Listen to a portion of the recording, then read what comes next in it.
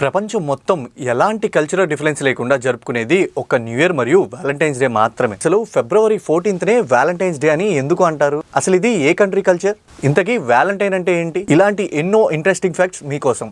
మనం కాస్త వెనక్కి వెళ్తే 300 ADలో క్లాడియస్ II అనే ఒక రాజు రోమ్ని పరిపాలిస్తుండేవాడు. ఈయనకు ఒక వింత ఆలోచన వచ్చింది. అదేంటంటే యవ్వనంగా ఉండే యువకులు యుద్ధంలో చాలా బాగా పోరాడతారని అనుకుంటాడు. దానికోసమే యుద్ధంలో పాల్గొనే వాళ్ళు ఎవ్వరూ పెళ్లి చేసుకోకూడదని ఒక వింత రూల్ని తీసుకొస్తాడు. అయితే అదే దేశంలో ఉన్న సెయింట్ వ్యాలంటైన్ అనే ఒక అతను ఈ రూల్కి వ్యతిరేకంగా యుద్ధంలో పాల్గొనే యువకులకు వాళ్ళు ఇష్టపడిన అమ్మాయిలతో రహస్యంగా పెళ్లిళ్లు జరిపించేవాడు. ఈ విషయాన్ని తెలుసుకున్న రాజు సెయింట్ వ్యాలంటైన్ కి ఉరిశిక్ష వేస్తాడు. దీనికోసం ఆయన చాలా రోజులు జైల్లో గడిపాడు. అప్పుడు ఆయన్ని కలవటానికి ఆ జైలు యొక్క అధికారి కూతురు వచ్చేది. అలా కొన్ని రోజులకి ఆయన అభిమానిగా మారింది ఆమె. అయితే సెయింట్ వ్యాలంటైన్ కి ఉరిశిక్ష పడే రోజు వచ్చేసింది. ఆయనకి ఉరిశిక్ష పడే ఒక్క రోజు ముందు జైలు అధికారి కూతురికి ఒక లెటర్ రాస్తాడు.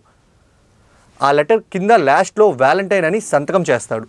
సో ఫైనల్గా ఈ ఫిబ్రవరి 14నే ఆయన్ని ఉరి తీసి పాతి పెడతారు. ఎంతో మంది ఇష్టపడిన వాళ్ళకి పెళ్లి చేసినందుకు ఈ రోజునే వ్యాలంటైన్స్ డేని జరుపుకుంటారు. అలాగే రోమ్ యొక్క దేవత అయిన వీనస్ కి రోజెస్ అంటే చాలా ఇష్టం అంట.